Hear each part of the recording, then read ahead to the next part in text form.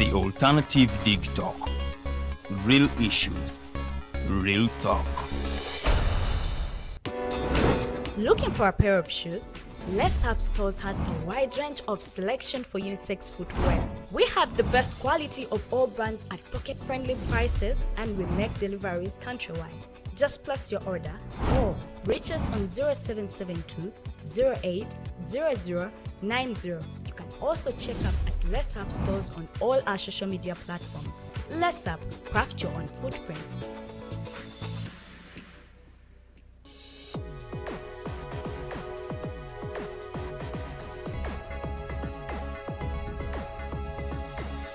The Alternative Dig Talk. Real issues, real talk.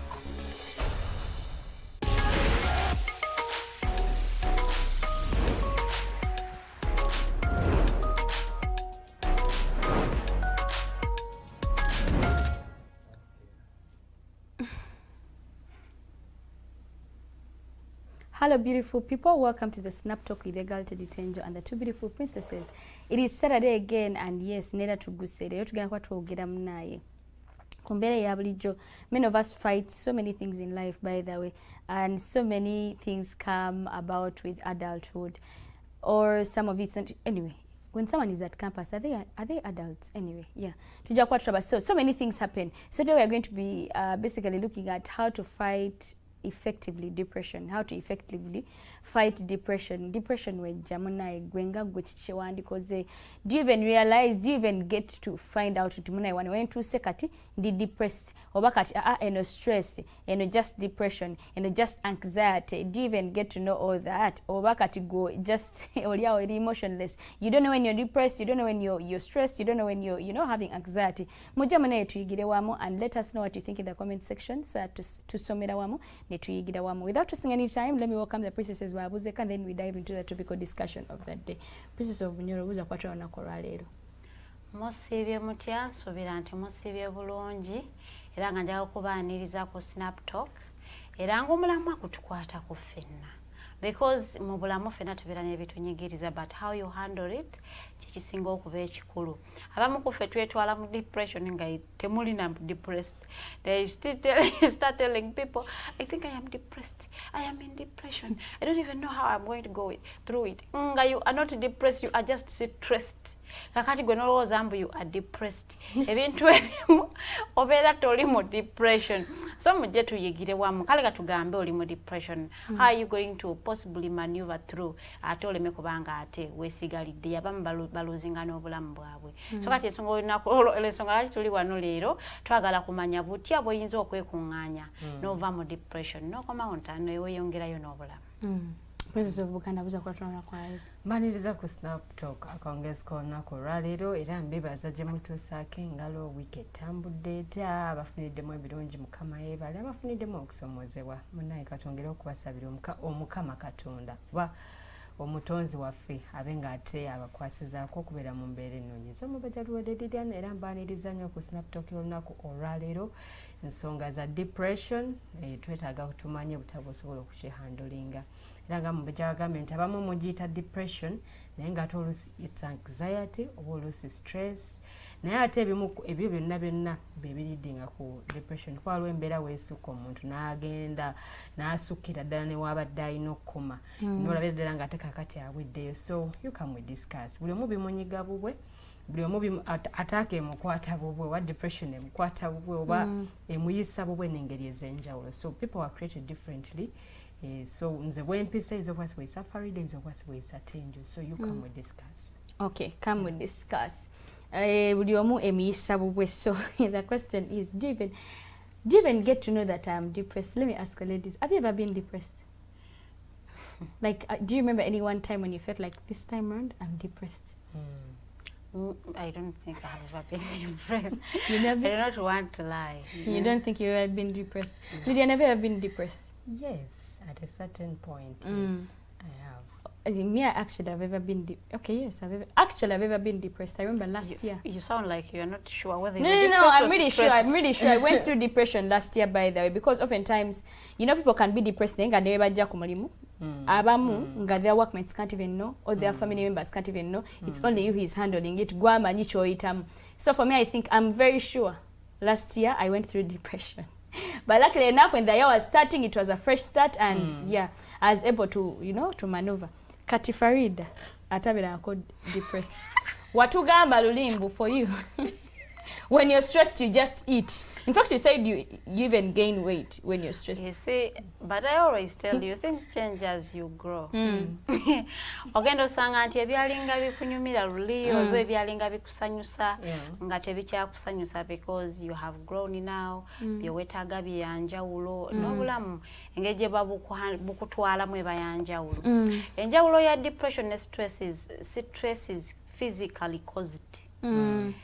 Either oinamu you know, empalana ne Teangel, oba oinamu you are short on money, oba just oinamu ebikutawanya ng'omuntu. Kakati depression chiva munda. And it is chitambul, you get it from inside you. Nti kayinza kuba akantu katono bwe katine ka triggeringa something echedda, and it comes back, and then it puts you in that situation nga tusana kwejja mu gwe kenyini. Kati consistent sadness neberanga ebera wonti ne bwe babegezaako kubanga bakuchamulanga tebikola makulu. And depression lasts ekitono nnyo eyinza okutwalira ddala omwezi gumu. Kakati stress, you can be stressed for 3 weeks, or even just an hour, and afterwards when you execute work on maze no terera. And how you identify you as stressed, not depressed is ojja kubeera stressed, you will go to gym, come back ng'oliwulira bulungi.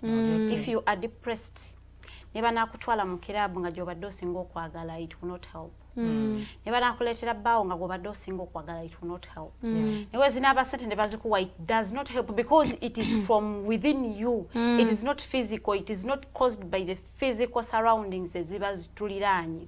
Nti kiva munda ne kiryoka kidda kungulu. Ekitali nga stress ebeera nnyangu ya kumanaginga because it was caused by something that was physical, not something that was within us. Nti ebiseera ebisinga tubeera n'ebintu ebitwayitamu edda nga twabitereka mu ffe. Maybe you lost someone and you didn't grieve enough. I think situations baza pushing, you know, to just move on. Kakati bw'otuuka mu mbeera ekunyiga, and then you just wish that person singa yaliwo ssaawa eno. So kakati embeera eyo just pushes you back. Grieving, so you grieve now, and when someone is grieving, we don't give them time. Because tomanya pain yawe ekomawa nti oyinza kwa losing omuntu nete wamu grieving anyo because maybe you were young oba walina surroundings abakuyambako, you know, okuva mu mbeera bwetyo nti tewakiwulira then tekyakuluma. Kakati saawa eno okiwulira because some situation has triggered it, you need the other person ataliwo. So it just, you know, throws you back to that time when that person went. Actually then you start your grieving journey. Kakati omuntu aba grieving, we don't say muleka ajja kunakuwala mu wiiki bbiri ajja kutereera because tomanyi kye bawulira munda mu bo. Kyova agamba nnyo nti omuntu ali depressed ne bwaba ng'abadde very social, they tend to isolate. To withdraw. They withdraw. Ne bwoba omwagaza kyo ne bw'omuleeta biki, they withdraw completely because ennaku baba bagiwulira from within, kuva munda.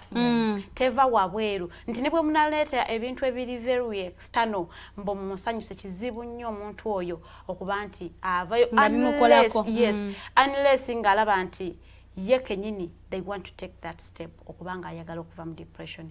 It is very hard okujja omuntu mu depression. Kyovola bagamba nti therapists omanyi wano mu Africa tetuwa ba therapists. Mu Africa tuwa ba therapists. Kansala lwaki mwe ngenda okulaba kansala ambulire ku byobufumbo ye mufumbo ate bano bagamba lwaki omukazi atali mufumbo ambulire ku byobufumbo. So here in Africa ebintu binyo tetubiwa mugaso ate nga biri very very important. It is even, you know, do a normal check-in with a counselor because oyinza okubanga oyita mu mbeera nga tomanyi nti it is going to cause you depression. Yes. Nti ogenda olyoka n'olyoka obeerawo n'okiyitamu n'olyoka otegera nti kituufu abantu bayita mu bintu bwe biti. So someone was saying the sikabira mukwano, but not until you cry. Not until you lose that friend that you didn't expect to Not until lose. you cry, you get into that situation. You are going to cry for that person. It is when you understand that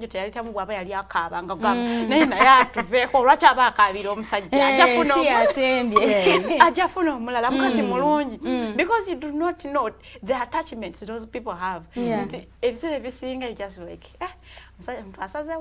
all the history, all those the things that have built, you know, why are you even moving on like nothing happened? Like I want to just like, you know, but you never tambula. So I have been stressed, but depression. You're not yet sure if you have. I am very sure the severe common depression. Okay, then that takes us to some of the signs that I managed to get is a depression, and well, emotional signs, and then physical signs, and yeah. So I'm going to state some of the signs as that you're depressed. Waberawo persistent sadness. Farida jatugambyeko. Emptiness or hopelessness. Ne waberawo frustration even over small matters. Just a katono.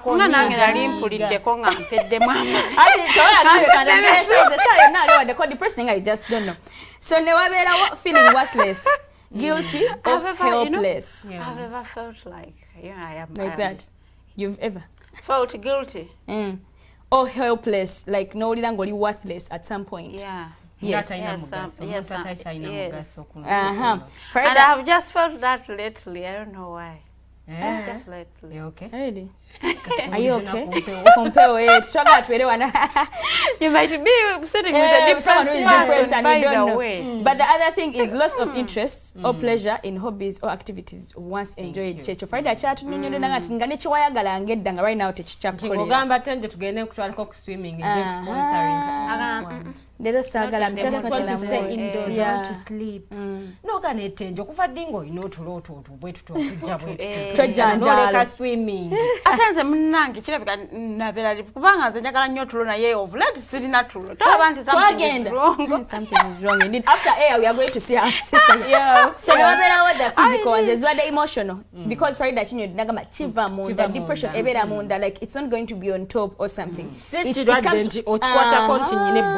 mbono yankonye nengetinga smart depression. No, it comes from the inside. So maybe the physical ones. At that time you feel like singa bankuba nemplia that physical pain instead of feeling like is when I wanted to be sleeping because when you sleep obatolaba nibigenda basibatu obatobimanyo bamunsindala so nzenga mbera ngamba njagala kwebaka but then ngotule tuliwo ngate tujja oyagala kwebaka owulira nga you want to run away from something or you want to escape something. Awe nini Farida agambye wayina ngotote to China change in sleeping patterns zezili physical sleeping too much or too little wala muntu gasimu ebasi nenga boyeba kabwazo kabwadda nenga ite yebaka nnyo nenga atakulaga nengo you can smell something what ekitatambula bulungi. Lilian ndiro agamba oli fatigued, you're suffering from fatigue. Farida yansekerera fatigue yangaji kwa. So fatigue or lack of energy is one of the other way that one can be depressed. Yes. Those are the physical signs of depression by the way. It's not like all the time you feel fatigued it's because you're depressed. Sometimes you have worked so hard that week so you just need to rest. So it has to be it's coming from somewhere. Appetite or weight loss. I mean appetite or weight changes, loss or gain. Abamu baluzinga nga twaina appetite aba ne ba gaining a weight nga baina a lot of appetite. That is another sign of what? Of depression. Unexplained aches, pains. Munyingo ezo ekinga mpulira omugongo gunjiragira mpulira sima yango kati ne digestive problems nazo olumu depression is later. So basically those are some of the signs of memory loss. Memory loss kanda bayinza okuba eri wano mu cognitive bana yakaga yes walene behavioral signs by the way withdrawing from friends family or social activities, neglecting responsibilities, hygiene or appearance. Ambagamba siagala kwambala makeup omuntu yali alabiko nga wefaako tokyagala kunaaba abalenzi mumanyi obutagala kunaaba abalenzi abamu depression makes you start thinking about death. It makes you start thinking about death and you hate everything around you. You even hate the people around you. you feel like you just want to be alone, and there are people who feel like someone close to you doesn't understand. But oluusi depression eno abantu abamu they don't give themselves time to go through certain situations. When someone loses a friend, like someone go wadde baagala oluusi abamu ayinza kuba ate tamwagala naye ate bwekimugwa mu matu natandika okuthinking about life and everything about life, ekyo kati saani mutwala mu depression. So abantu abamu emibiri gyabwe n'obulamu bwabwe tebabuwa time to go through certain situations. When you lose someone, especially ng'omuntu afudde, most of the times bw'oba badde close naye bw'aba abadde muzadde nga mbadde so close, oba abadde mukwano oba abadde mwami wo, you have to give yourself time to heal, to grieve enough. Cry as much as you have to. Like beera mu mbeera eyo ey'okwennyika okwo okubeeremu okumala akabanga. Of course waliwo abasukka naye abantu abamu omubiri gwe toguwa time kuyita mu mbeera eyo. Gwe bw'ofiirwa leero enkya bakulaba oli mu kukola ozzeemu okukola, and people think you're okay but you're not okay. As time goes by, you start breaking. Slowly by slowly, you start breaking. Every small trigger.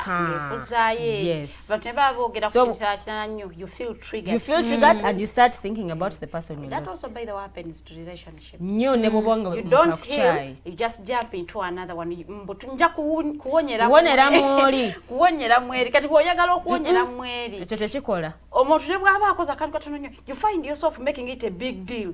Kati ng'omuntu yeebuuza naye nga it is a small thing because you didn't heal. Kati bwonna obulumi bwo bwe bukwata n'obuteeka kw'oli omuntu. Kati omuwadde burden etali yiye. Kyonna ky'ofeeling it is not for him. It is for the other person eyakuleka. Oba gwe mwayawukana naye. So what wa mubiri gwo time to go through that situation. Ne bw'aba bakugambye obulwadde because all sicknesses zoga nti zo zirwawo okuwona. Mulimu obulwadde obutawona. Ng'omuntu waakiri bakuwa ddagala likubeezaawo bali kusurviving sa. The first times, if you don't break down, if you don't break like ng'omuntu, it's going to come back in the near future. Nti bw'otawa mubiri gwo time kunyiiga, kubeera sad, going through that situation. Era leno mumaaso ejja kusangayo. Yensonga lwaki abantu abamu bw'aba teyahiilinga, bw'aba teyayita mu mbeera eyo, atandika okubeera nga anything small kimuzzaayo. Munyumya emboozi yammwe ng'obusungu bulinnya. Because you're talking about something they didn't go through. Because mulimu abantu gwe balangidde nti agunda ino obulwadde bwe buti ne bwe buti. Let me use obulwadde bwa mukenenya. Nti wa muntu gwe bakigambye, sorry, I'm not offending anyone. Naye wa muntu gwe bakigamba because yakikiriza nti weekiri. And they don't feel offended. They don't feel offended. Naye ate n'okyogera omulala n'anyiiga nnyo n'avaako. So nti oluusi oba teweewa time kuyita mu mbeera eyo. We all have ups and lows. So if you're this kind of person who doesn't accept the lows to come your way, to also go through them, era ojja tuuka mu maaso eyo era zijje ne bw'onooba tozaagala ate bwe zijja zikkuba bukubi wansi. Byebyo okugamba nti omuntu yali ayagala ekintu but because they are depressed they start withdrawing. Kati mwe mutandika kunoonya kuzuula kiki ekiri mu omuntu ono, mulwadde kiki, mulaba muntu kukenena nga ggwawo naye nga talina bulwadde bwonna bumuluma but because they are depressed. Ate abamu they carry burdens that they are not theirs and they depress them. Nyama agamba kukyayitamu n'obeera nga kizibu kakiguuse kikyo kiba kikyo n'okyambala bwoti n'okyambala bwoti nekikulumira ddala ng'ekikyo. Kati n'abamu ne bamaliza nga ageze mu depression not because the burden is theirs but the burden is for someone. Nti yeetisse omugugu naye n'ayingira mu depression y'oli. Oli wabeera depressed naye n'akikuwa osobola okigabana. Nanti kimanyi ekireeta ebuzibu obwo because oli omuntu aba akulekkinze out, you are the only hope for them. So not helping out can hurt. Ekyo kyonnyini position eyamba owulira ddala nga. Thank you. N'oyingira naawe ne wennyika ne mbeera nga mwennyisa babiri. Ayina obuzibu yennyini naawe yalibadde solution mwena ne mwennyikira wamu because tosobodde kuyamba muntu ono oba oluusi naawe burden gye weetisse oganya okikkiriza nti you can't be of help. So let's go back to the topical discussion. We have stated the signs. Wakwa badde wano warning signs batuwadde ne batugamba because Farida chogedde kunagamba talking about death. dying or suicide. When someone starts to gamba expressing a desire to disappear or being a burden. So either ali depression what is the problem? Giving away belongings or saying goodbye unexpectedly. My sorry ola kati okuba nayo kana katebe kan Farida nkakuwadde. Obanga alama Farida akoze on statement nemuza alama. Obelanga alama indeed that's the right word. Lilian chako nebula bikango obuganye. Nga bigambo bwebiti. So basically those are some of the signs we could figure out like mentioning, and today we are basically looking at how do we effectively manage depression, because it's happening amongst us. Last year, like I was so depressed, by the way. And by the way, feel free. It's not like only friends stress you, like put you in depression. Situations can put you in depression. People can put you into depression. So many things can put you into depression. Someone can be there just because taina mulimu. Ngali depressed agenda kusoma. Ne soma bazara ni bamperera. Ne soma myaka jange bati. But I don't have a job and you're depressed. And today we are looking at effectively how do we manage depression, because it's happening. So many of you are depressed and you just don't know that you're depressed. So let us know what you think in the comment section. Nafe tugenda kwa sharing that a few ideas that we know. For me, Farida, I think, talked about seeking counselors. I remember wanting to go to counselors last year, but it's okay. The counselors are very expensive in Uganda. I don't know why. Is it the same in Europe or in other countries? Why are counselors very expensive in Uganda? But if you're there and you're depressed, feel free to find a psychiatrist, a counselor to talk to, because this is a random person.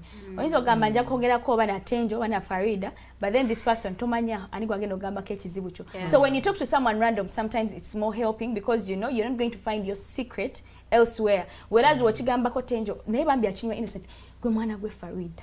Omanyinga Lilian yangambi bambi chino. I even add a kabambi innocently because I don't know, like I'm trying to see how can I help, and I end up doing lugaba. Whereas when you say a counselor, a psychiatrist, like on na kuaga elsewhere, and for them they very so many that they know what to say to you that can calm you down, that can take you out of that particular situation. Africa, we don't see a psychiatrist. Even to be by the like a lot is happening lately. Ora otunia inebera Uganda or African countries tutambula tugobera New Europe byekola. Until you find that many things have shifted. Back then in the 80s you'd find society bera o okulira smart society nana yezalo omwana. Lately omwana omina yeka yegweka so mwana so kuteka in depression.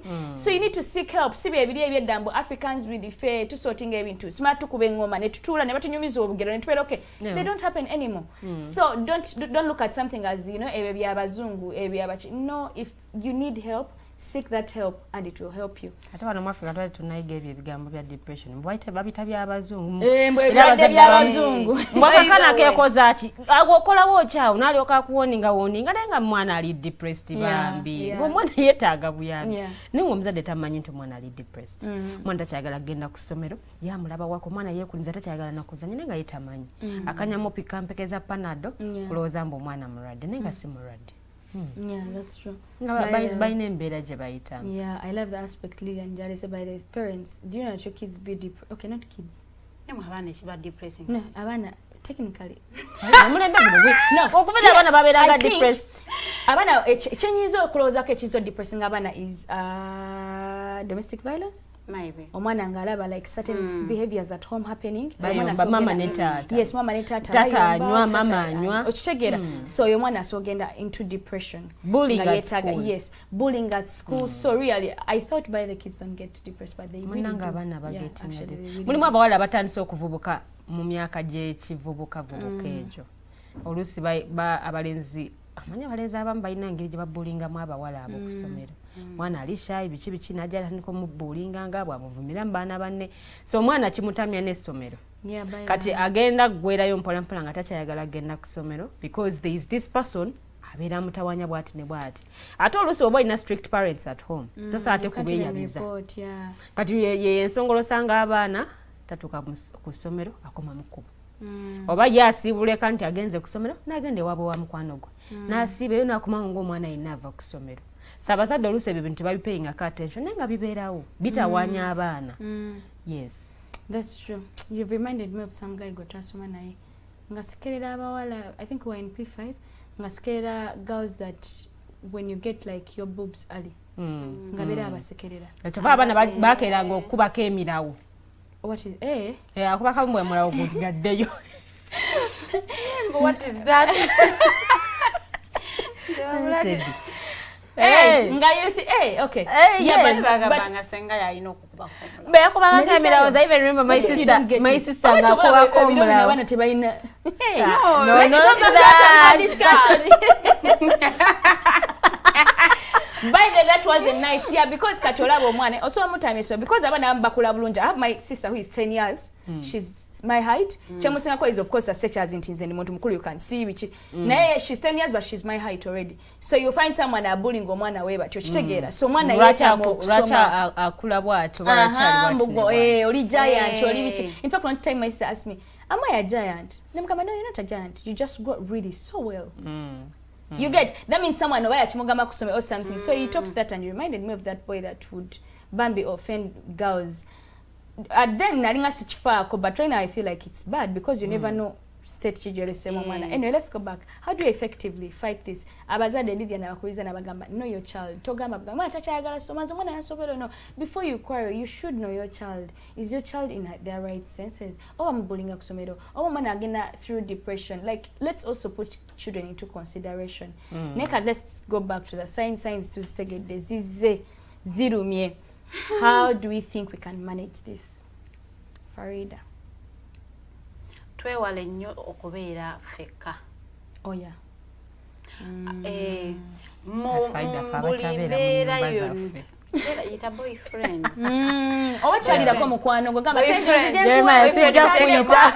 Jeremiah ali mukunga muteke mwaka si. Ojja kubeera ne boyfriend nga ali wala kala yoine. No, hang out with the girls. Tola na bagamba nga to hang out with the girls nga babye bichebyo. Even the girls don't have the money. Talk about it, Farida. Just go to your homes mutase chichere muli ekyo. Preacher. You might want to go and hang out with the girls, but also the girls don't have the money. Now, if you want to hang out, you'll go buy chichere and meet to go hang out with the girls. It is also an expense that you are bringing. But osobola okwewala okubeera weka. Nogamba nti weke nyini. Because okuwona newe babulwadde you have to first agree nti nina okuwona because okukkiriza mu mutima kintu kikulu nnyo. Your mind eyamba nnyo mu bintu bye tukola.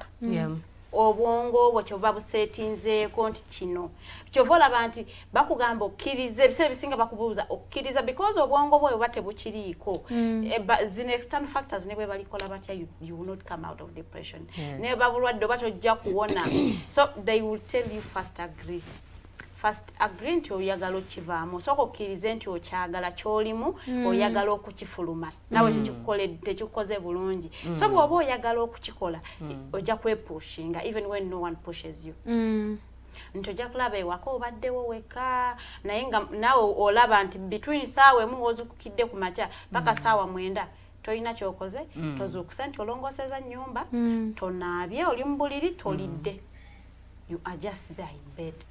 Kakati bwe okubirizaamu n'ogamba naye nembeera bwembeera bwe nti for the next 1 month ngenda kubandi nomanya nti it may take a bad toll on you so nogamba kanfulume muko let me go for a walk nogamba n'otambula mu eyo kati fe abagala gyonna gy'otambulidde ofuna yakusiima you look good you look beautiful hello can I have your number obuntu butono nnyo obukuzza mu mbeera abadafiringa worthless n'oli ng'oli worthy ng'omwana akuwanyawanya obugambo batakugamba ngo ng'ate omusanze ku bbala so you come back feeling somehow good like someone just tells you something good yedenga anyway abyogedde siye muntu omutuufu obigamba but maybe God put that person there okubanga boosting your mood so nti fe aba bali mu embeera twekubirize nnyo okubanga twagala okugivaamu naye nga depression isookera ddala nti weewala okubeera wekka kubanga depression eruma nnyo ng'oli wekka kyova olaba nti bw'obeera wekka even when you are not depressed, you start feeling like you are depressed. You're depressed. You're just bored. You start feeling like you are depressed because bobeera weka obulamu bulina engeri gye bukunyigamu. You know, life just feels like tebulina mugaso ng'oli weka. You are ate walifa ababeera feke waka mayumba you are alone, you wake up on a Sunday tujaga chovolaba njagala nnyo okukeera njije ku mulimu because bojja ku mulimu muli bangi, no one identifies you inakyoli mu battling nacho oba everyone will come back with their chibozi ne mukitambuza olunaku, but when you are at home and you are alone ebirowoozo bingi nnyo, your mind moves. Ate kali kintu tekyakola nekiri tekyakola, but I'm not meant to be that person. Oba so kakati ebirowoozo ebyo buli we byesomba biina we bikuteeka. Kati weewalanga nnyo okubeera we, kane bw'obeera wekewaka at least get a rope and go, you know, skipping akagwa. Because mu skipping obwongo ojja kuba butambula, it will not focus, but buli aido tebugenda kubeeraawo ng'olowooza ku bannange. Ate bikikyova olaba nti bagamba nnyo nti buli lw'owulira nga pain eri ina, always go for a physical activity that is going to drain you somehow.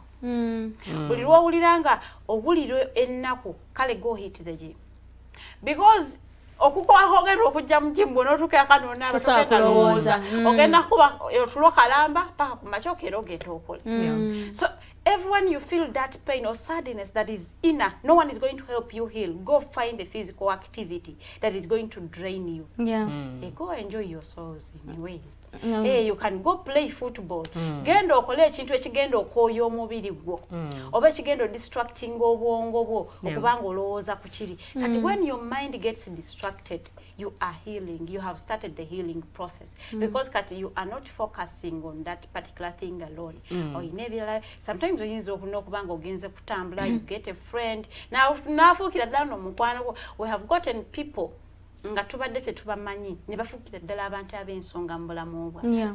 Naye nga waba meetinga randomly.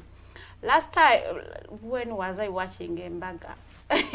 And the man,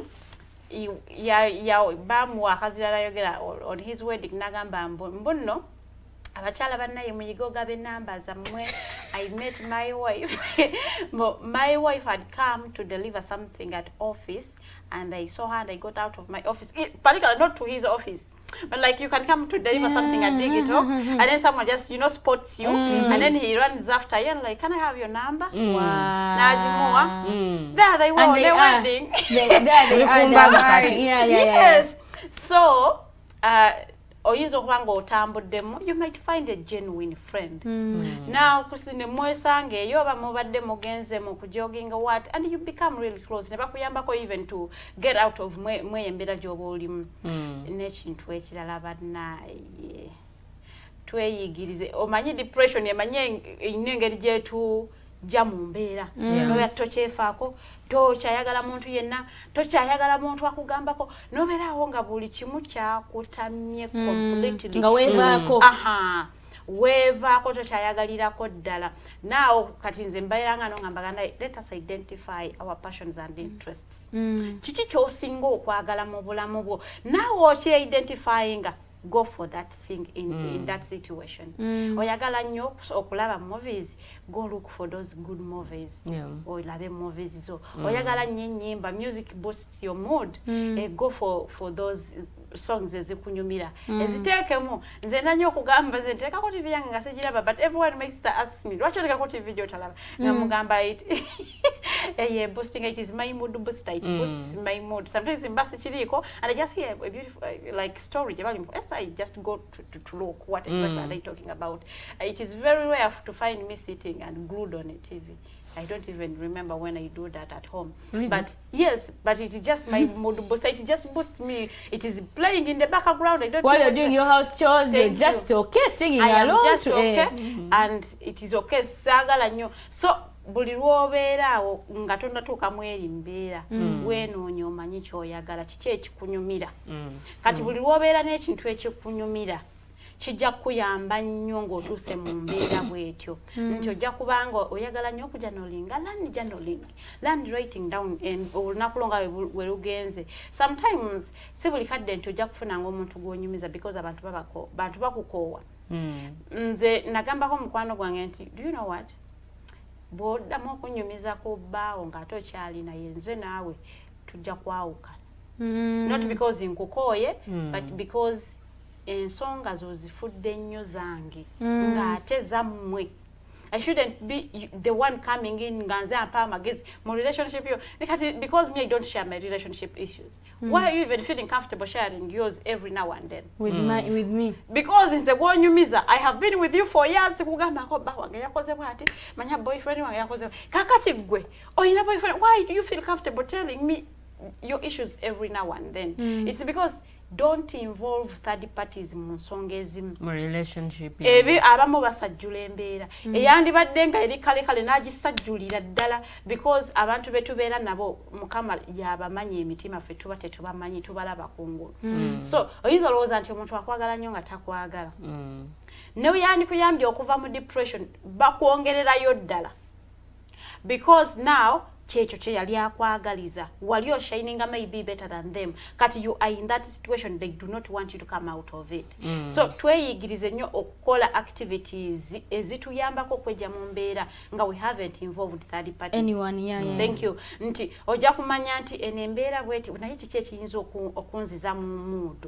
Okay, I should go and write down something. Maybe muwandike na bagamba no learn to write love letters.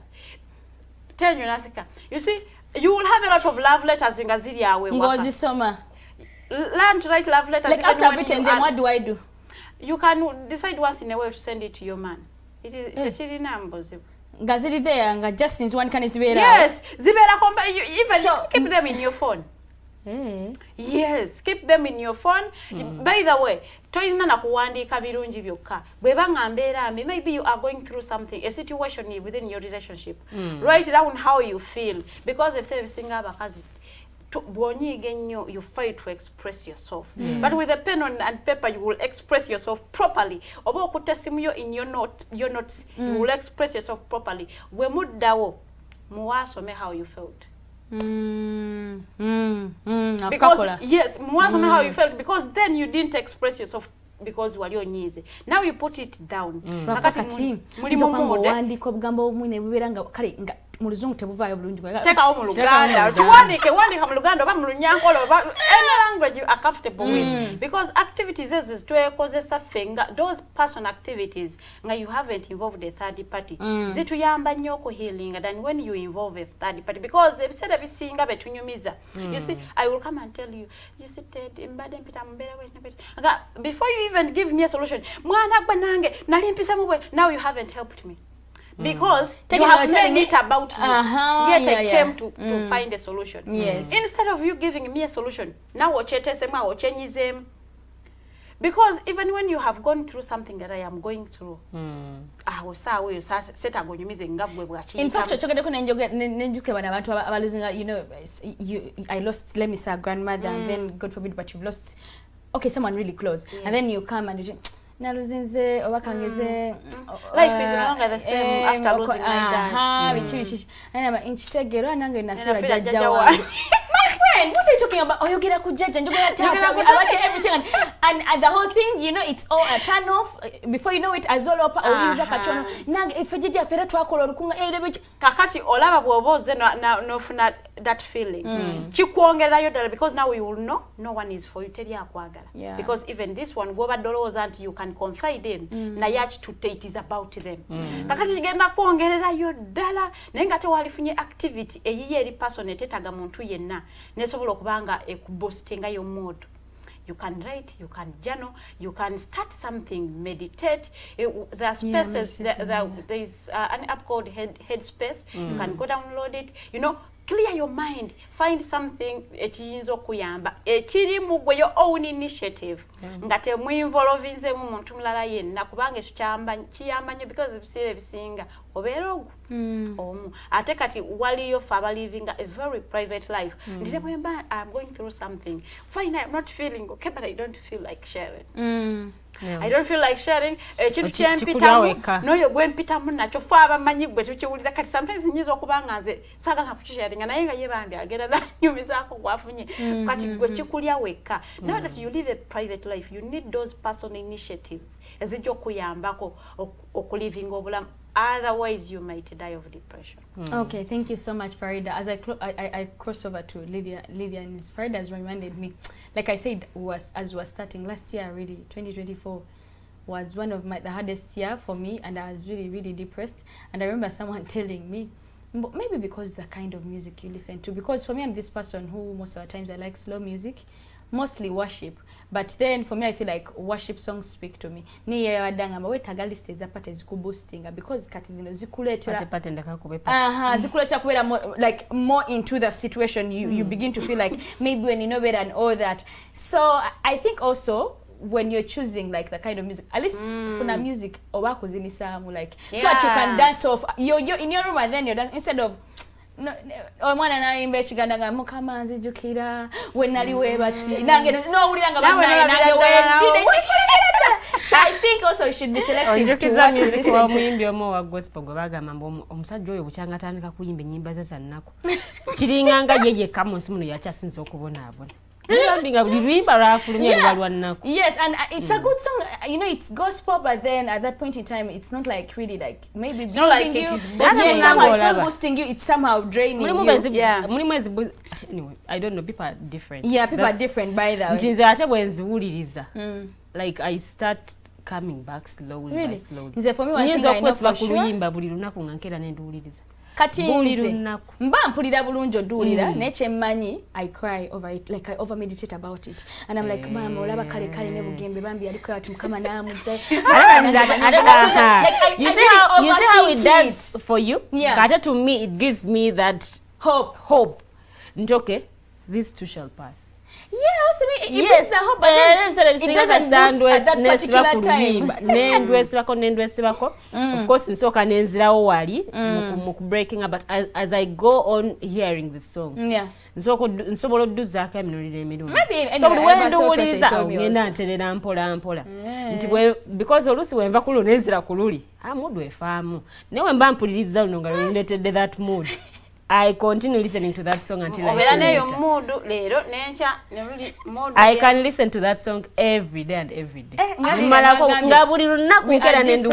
the gospel songs are really good. They're encouraging sometimes. Actually, most of the times, it's just that sometimes we could take a more in a situation because I was telling this person, no, you see, now last time I listened to a testimony, and then it changed their mind. Yes, that's true. I mean, it's gospel song. It's for the spirit. It feeds you up. But then at this time, for you not to be more down, listen to something that boosts you. Katobera boosted, because even when you're boosted, it's not like that situation is out.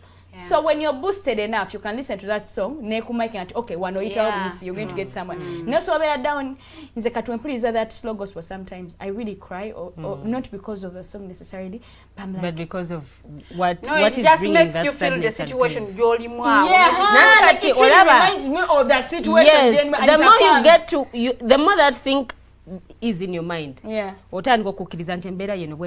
do I overcome it? To me, that's what I tell my mind. But if yes, I have to cry. That's what I said earlier. You have to let yourself go into that situation.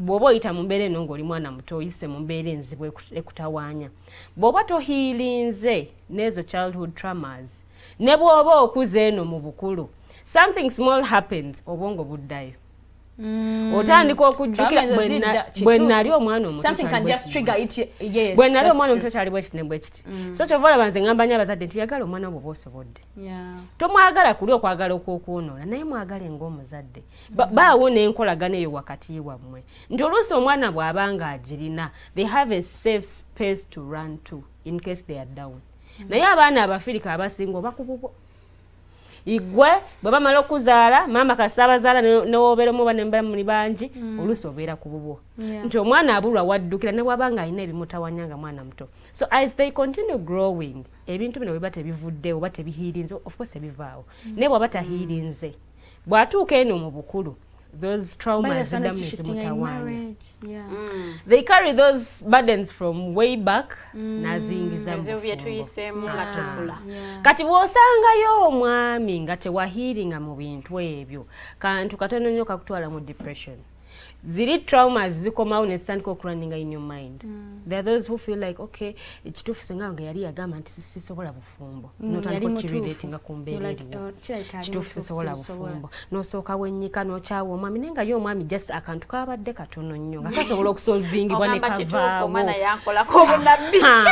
senga yankolako obunnabbi nga nkyali mwana muto yabyogera ne jjajja n'abiddamu noono n'abiddamu n'ebyo byonna byonna so bintu ebimu nti oluusi gwe nga gwe kitandikira ku gwe because bwe kiba tekitandikidde ku gwe n'omuntu akulira ntajja tegeera kintu kiri because si bwa nti baliraba banaasibako bandage no era mulimu abantu abamu nga balwawo n'okufulumya sayinzi ziri physical nga depression emulya mu bwongo wano nga emotionally ali down. Yes, it kills. Down. I was telling Lilian, remember nebinsumbwa Lulina yagalanga nnyo okulya emmere ennungi bwena nga nti siri mu mbeera nnungi. But right now when you find me eating emmere etategeereka omanya nyina ebintu and during those times, no one wants to eat at my home because no one will eat that food that I am eating. Mwana thank you Teddy. Kati dala mutufu emmere kikaaki. I just realized okay I am growing but I think because nabagala tuli organically.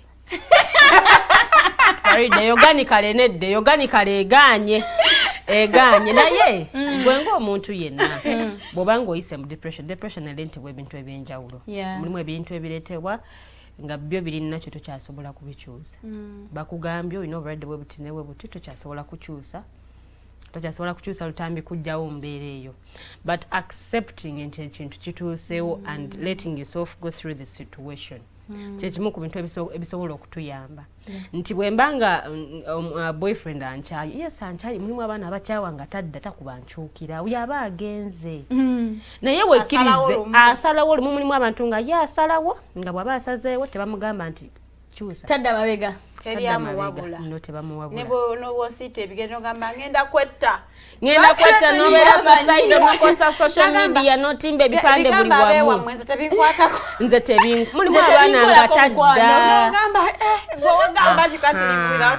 so ebintu bya you can't live without you era we biba bikomye it's upon you accepting yes ono agenze let me give myself time to heal to like ntandika okukola ebintu ebirala byenjagala kyova nze ngamba nnyo abantu nti si kirungi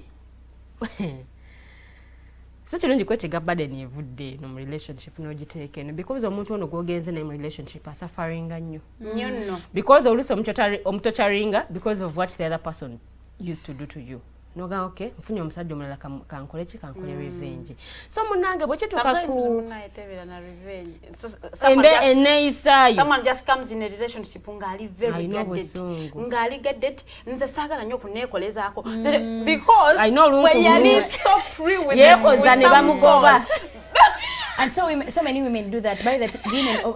Sometimes you overguard your heart and nechiremesa relationship by the way. Yes. Very gadded. Ngomutima sagala genda out sagala genda bwenti sagala kunkola bino nabino because oli yabikola so naye ngo atono omuntu gofunye wanjawulo naye kirala nti depression fenne tuyisa byanjawulo Tenjo bwa healinze si bwe healinga si Farida bwa healinga so fenna mu kutuyisa ebyenjawulo naawe agaba amagezi manya butabo olina okutandika okuwa omuntu ono amagezi ne bw'obeera kansula manya omuntu ono muhandolinga bwenti ne bwenti naye bwoga nti ffenna ogenda tuhandolinga kitole tuyinza n'obutawona oli n'ayongera ate kwennyika bwennyisi n'ayongera kubeera mu mbeera emuleetera ennaku so it's upon gwagenda okuwa obuyambi manya omuntu ono muhandolinga ntya mulimu abantu nga depression ebaleetera tempers nga ziri waggulu wano bwe ziti nga tasalikako musale nga bali boogambye kantu katono naye naawe wakabyekabye dda twakugambye dda sirika like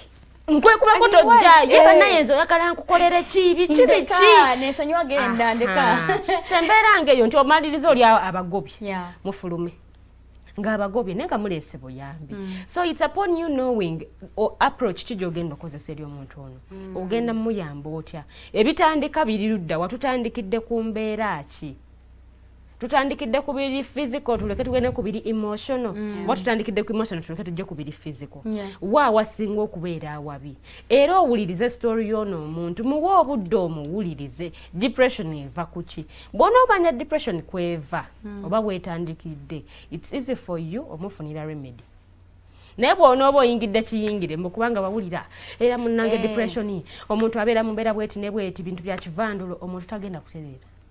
They'll just pretend in front of your face that they're okay, nenga they are not okay. Because nze binza okunyamba okuva mu depression binza okwasibya ebikuyamba Farida. Nze ojja kuŋŋamba tugende ku road trip oba tukole bwetu ne bwetu ti ntandika okuterera mpola mpola. Naye ng'ate gwe ojja kwagala ekintu kirala nnyo. Nti oli ajja kwagala activities endala nnyo naye gwe omusibye mu kintu olw'okuba naawe kyoyagala ky'omusibye otambula naye wawulira mbu kikola Mumbejja tugambe tugende mu gym ne mulimu abantu abamu nga gym tejja mukolera naye omukunnumbiza omututte mu gym sirina n'amaanyi ne bweyevaayo osigadde wayiseewo ebbanga ojja tukutereera wakiwemu obudde kiwemu emyezi gyongeena oba 3 nga bw'omugamba omuntu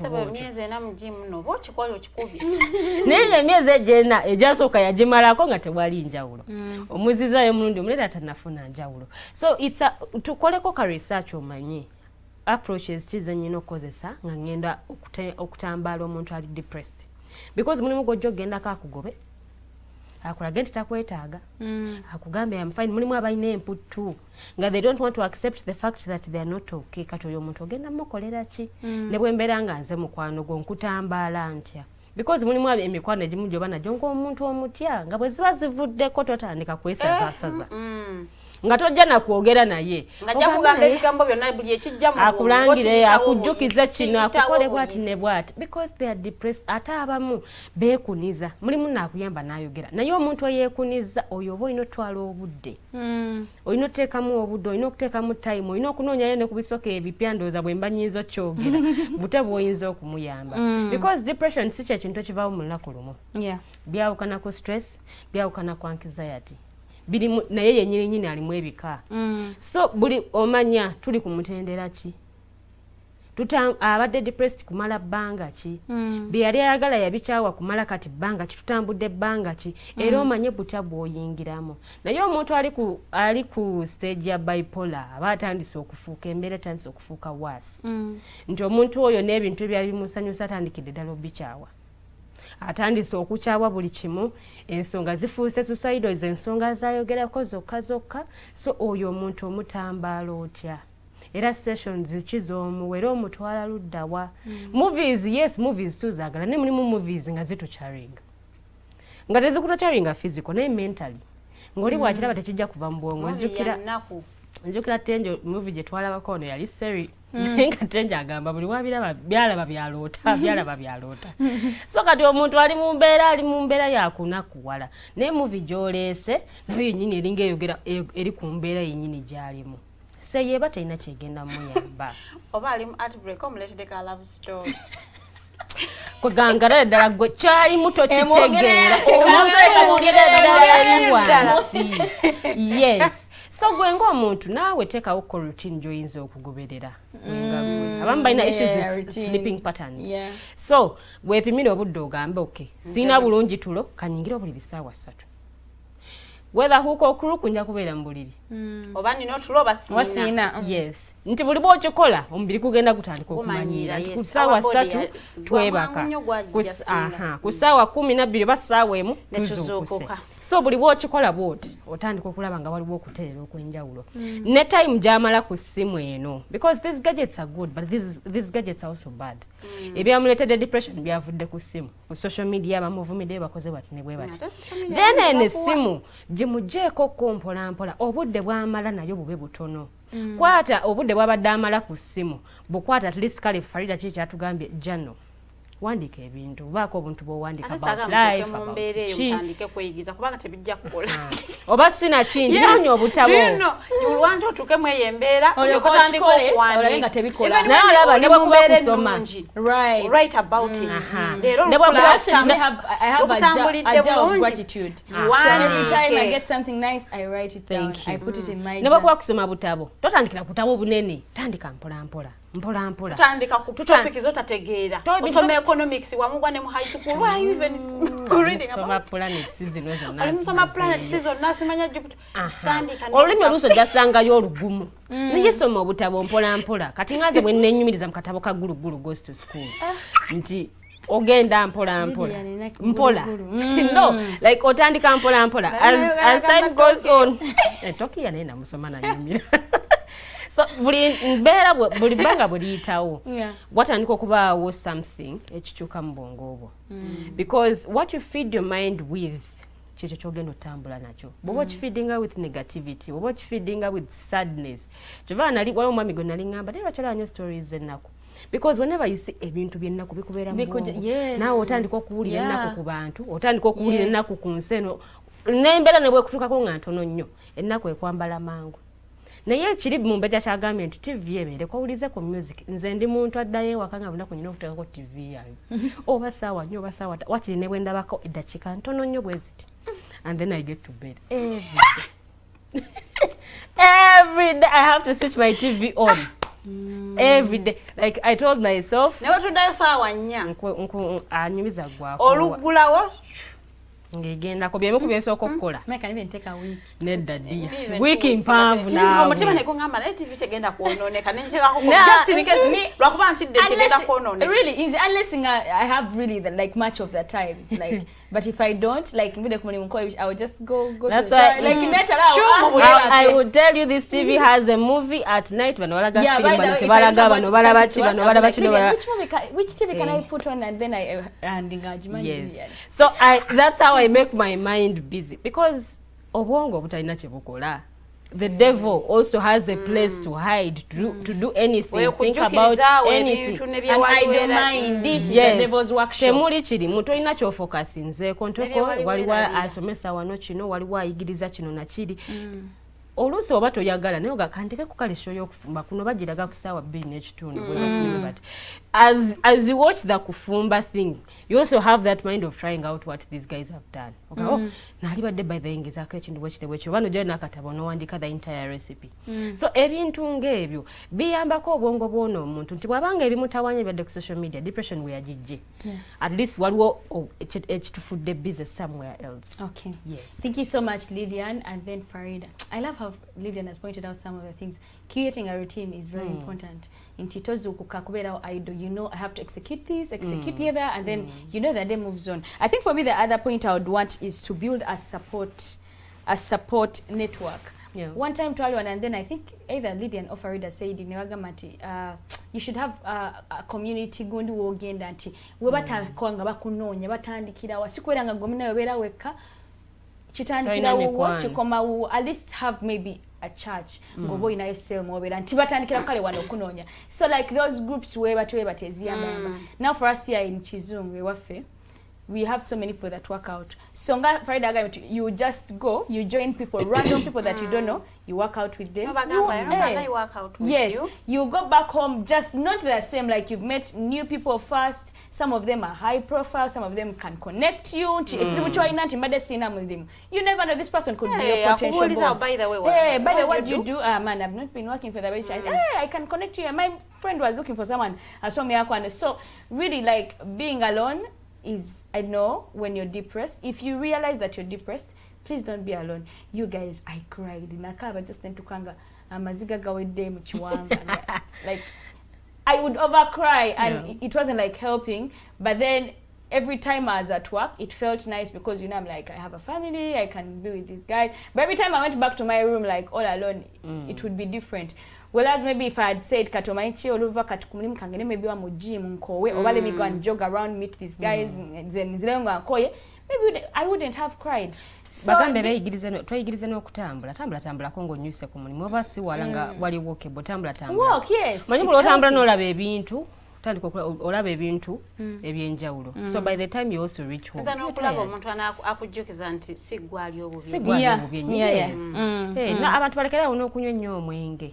By the kuliko drugs baagala kudduka bizibu naye oluusi teguyamba kubanga wegugwako the thing is come ate nti kugenda oluusi okuggwako ng'ozizza emisango abamu tebabatwala nga tebalina nagatambula gwenna ojjudde ku social media bakutimbye ekika kyonna kikulabye otomedde ebisenge okubya abantu naye munange ng'obadde mu depression n'okunyumira mwana muwala kale abasajja kale naye abawala naye abasajja nayo namwe yategubanyumira anyway due to time akatalekeka Lilian ngenda tandika nawe njagala okubategeeza nti bw'obanga otuuse ewaka ng'ogenda kwebaka waayo keddakiika nga 3 ove ku ssimu obeerekaawo just obwongo obeerekaawo buddeyo burelaxinge mu normal setting nga tolina social media then olyoka ogende weebake kiyamba nnyo nti newoba ogenze okwebaka oluusi ofunirawo otulo naye oluusi era kino kikuyambako obwongo bwo obutabeera nnyo konjesi because oluusi byolaba wano ng'ogenda kwebaka otera okubiroota naye otera okubiroota n'ogaa nenalose ekintu bwekitewekiti but because the movie gye wabadde olaba yabadde horror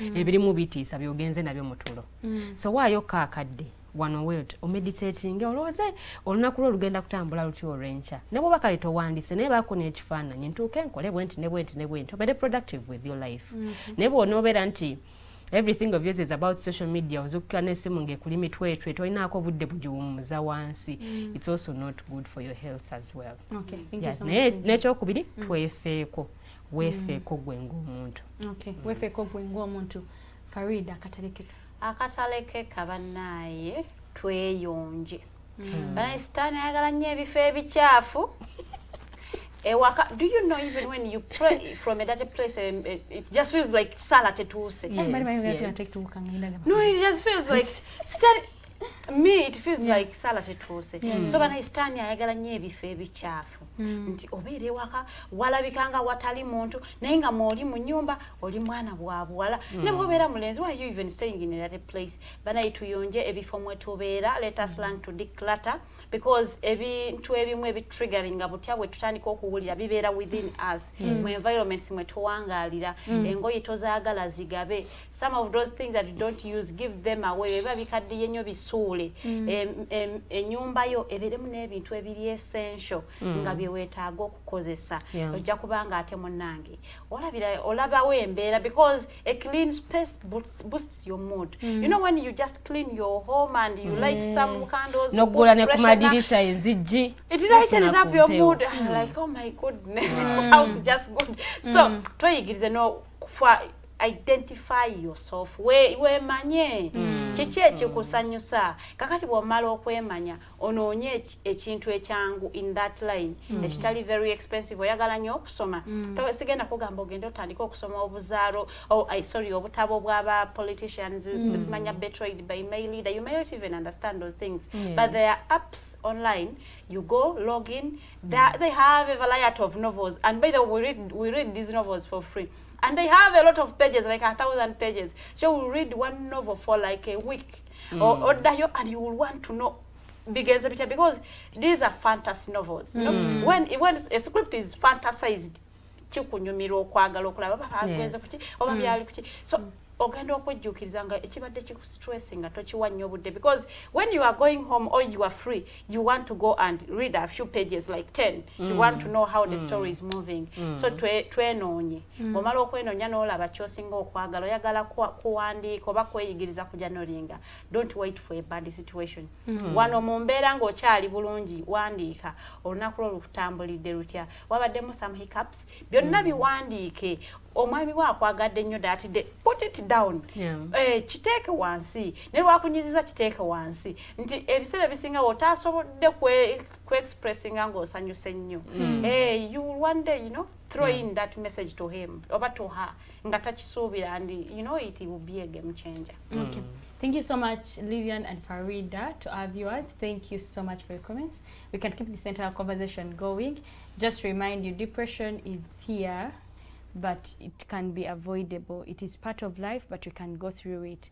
self-exiting or killing yourself is not really a solution to, to depression. In fact, what you have done is to shift your depression onto your parent, your loved ones. So literally, again, about depression, bagambo, what didn't we do enough? What didn't we do? Like, why would our child take their lives? What? So rather, you can talk about this. You can reach out to random strangers. We are strangers, by the way. You can even inbox us around to one of us that can inboxing, and you never know how we can be of help.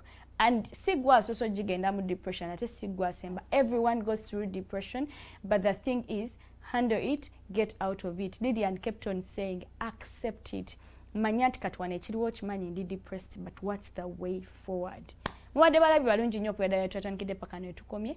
Katuba kwasaganye again on Sunday, tomorrow at 8 p.m. on the Political Dice.